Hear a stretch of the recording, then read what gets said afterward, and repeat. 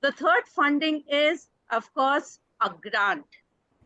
Grant is something where it can be again of two types. That is, the grant is given to you, an amount is given to you, where you have to repay back the grant, maybe after 5 years or 10 years, depending on from where you are taking the grant, and you do not pay any interest on it. Okay, it's a repayable grant, but no interest is accrued on that. And the other type of grant is that when you do not have to repay it back. Okay, it's yours. Like there are certain people who give you the grant and it's yours. You use it for the growth of the company. Okay, and the fifth type of, the funding that most of the people are not aware of, that we are working on right now, together with, of course, NIT Trichy is, I have mentioned about that in our notes, that is a convertible note.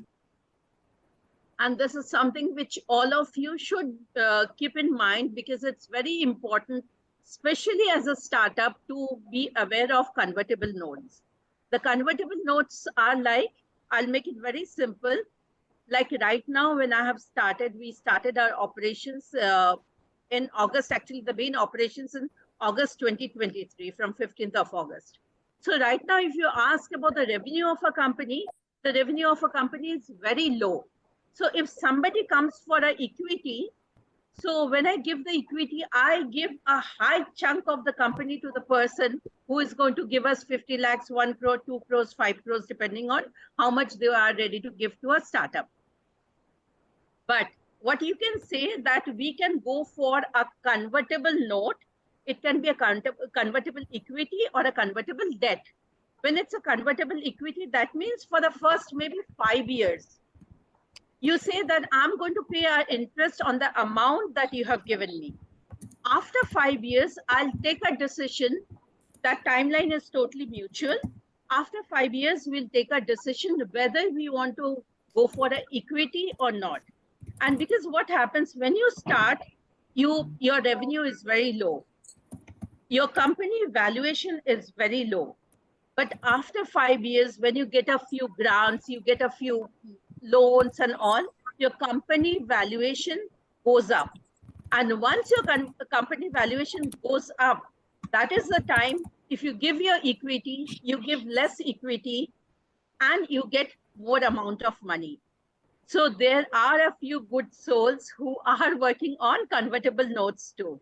Just keep it in mind. It's a very good way to get your funding, through equity or through loan, whatever it is.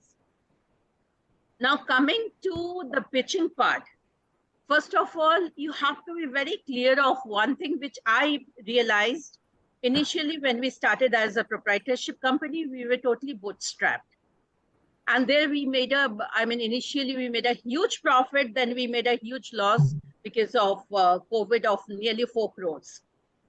And then from there, we started again in 2022. And when the company started, we did not have a single revenue. Not a single revenue. We were not operational, but we could get our debt fund at just 10% interest. And this interest was under Startup India scheme. And nowadays, the minimum interest that the banks charge is around 14%. Minimum is 12.5%, otherwise it's general flat rate is 14%.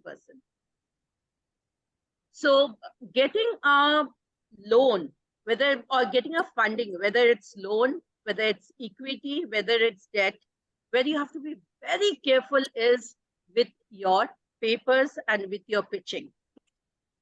And what I would suggest to all of you, that have one person, a part of your internal team, who is just dedicated into the job of funding.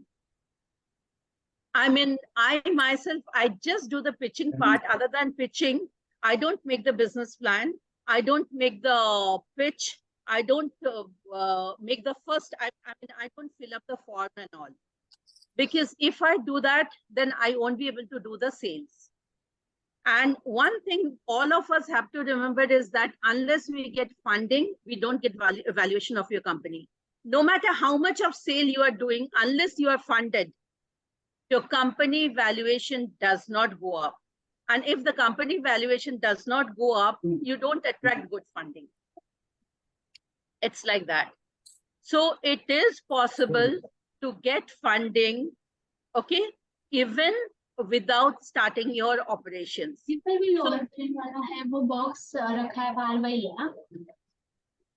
Sorry, somebody. Yeah, it is possible to get a funding even without starting your operations, but there you have to be very, very focused on whether you want to go for a debt funding or a equity funding or a grant. When you are applying, please be sure that you have worked out on two things. One is the application. The second is the repayment capacity. Because if you do not know how to repay, no matter how much we can put the best of the pitch in the market, nobody is going to fund us. So the repayment capacity, how you work it out. And if you give very nice projection, it's not going to help. They'll ask you questions. So what we should be aware of right now is the SAM, the serviceable market. Just do your market studies. What is your market? Have too much of clarity, whether it's a government fund or whether it's 100x VCs, whatever it is, have clarity on whom you are approaching for funding. The funding in today's world is open throughout the year. And there are nearly at a time, at a given month, there are at least 20 to 30 different types of funds available for any enterprise. But it's a process. And the process needs very good pitching and very good documentation. So the first fund that we had was a debt fund. And the second fund that we received was a grant. And this grant came from NABARD. We are already, most probably in the next 2 months, we'll get a third funding. And that is from NIAM, CCS NIAM, which is part of, again, the agri sector. Just like NABARD, there is another sector, agri sector, who gives a funding of around 25 lakhs. And that is also a grant. Okay. So when you apply for your grants, when you apply for any type of funding, just be sure that what are you going to use your funding for? That is the main question during the final session that they are going to ask. The first 2 sessions, when you have to submit your pitch and fill up the form and all, it's very easy. Like there'll be 3,000 people. Out of that, 200 would be selected. Out of the 200 people, there would be maybe 50 selected for the incubation. And out of the 50, maybe 3 would be selected for the funding. It's like that. This is how the process goes. This is what I have understood from the startup ecosystem now. So when you are applying, just make sure that you have all your documents ready, all the documents that they are looking at, they are wanting. And each enterprise, there would be a difference in the pitching. You cannot have just one pitch ready. The pitch that you are going to do, like when it is at CCS NIAM, because they are the people who like to see how the farmers are going to get, what the farmers are going to get if they give you the funding. What is the benefit? You have to actually, it's a qualitative as well as a quantitative benefit you have to show in your pitch. And you have to have the numbers ready in your hand when you are pitching. But when it is NABARD, NABARD sees what is the innovation you are having with AgriProduce. So you have a base pitch ready. And in the base pitch, you make the tweaks as per the requirement. And you have to connect to people or connect to one of the person from the enterprise where you are applying and try to get information as to what are the points based on which they are going to do the selection. You can ask them about the selection criteria so that when you pitch or when you submit, you do not make a mistake. And the The main thing is that whenever we have to remember one thing, whenever we are getting grants, okay, especially for grant, and still in India, except for BIRAC, who gives a grant of 50 lakhs, most of them give a grant of around from between 10 to say 25 lakhs. And most of them are non-returnable, means you don't have to return it back. It's given as a grant to you, you utilize the money and it's yours for the company growth. And if somebody gives you a grant, it adds up to the valuation of your company. Okay, so that is one point, keep in mind. I mean, though you go for debt funding, always look for 1 or 2 grants. Shri, I'll just come back to you after I finish this part. Yeah. So if there are somebody who is wanting a grant, just find out that whether it is a repayable grant or a non-repayable one. And if it is a non-repayable one, be very, very careful, because you have to submit a utilization certificate. Okay, every 3 months, they give it in tranches. Tranches means if your grant is for say 20 lakhs, they'll give 3 lakhs, then they'll release 7 lakhs, then they'll release 5 lakhs, like that. They'll divide it into different tranches, 2 or 3 different tranches. The first tranche, when you use, you have to give a utilization certificate. Then they release the second tranche.